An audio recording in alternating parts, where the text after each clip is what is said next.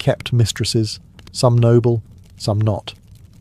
Eleanor, wounded but defiant, began corresponding with discontented nobles, and most dangerously, with her sons. Their letters, written in careful code, spoke of honour, inheritance, and justice, polite medieval words for revolt. The turning point came when Henry's relationship with Rosamund Clifford, his longtime mistress, became public. Chroniclers later embroidered the story with jealousy and poison, claiming Eleanor hunted Rosamund through a labyrinth with a dagger in hand. While likely apocryphal, it captured the truth in spirit. Eleanor's humiliation was not something she would forgive. By the time she reached her 50s, the queen who had once charmed Europe now stood at the centre of a family civil war. Her sons, Richard, Geoffrey, and Henry the young king, rose against their father with Eleanor's quiet blessing.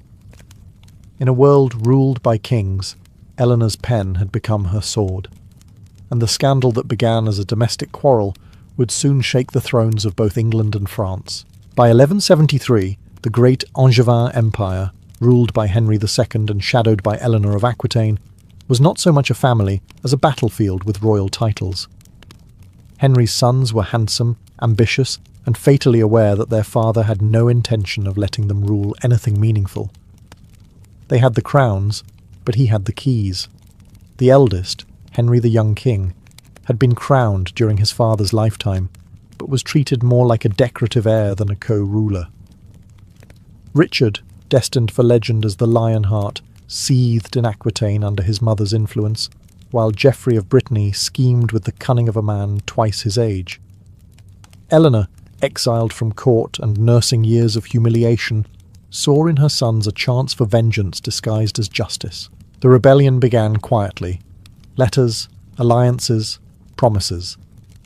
Eleanor encouraged her sons to rise against their father, framing it as a fight for autonomy rather than revenge.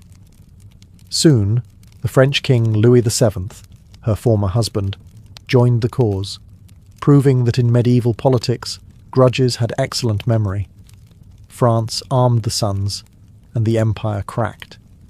Henry, furious and betrayed, crushed the rebellion with brutal efficiency. His soldiers tore through Aquitaine. Castles loyal to Eleanor fell one by one. When the revolt collapsed, Henry's rage turned homeward. His sons begged forgiveness. Eleanor, however, received none. Captured while trying to flee to her lands, she was imprisoned. A queen turned prisoner by her own husband. For 16 years, Henry kept her under guard, moving her between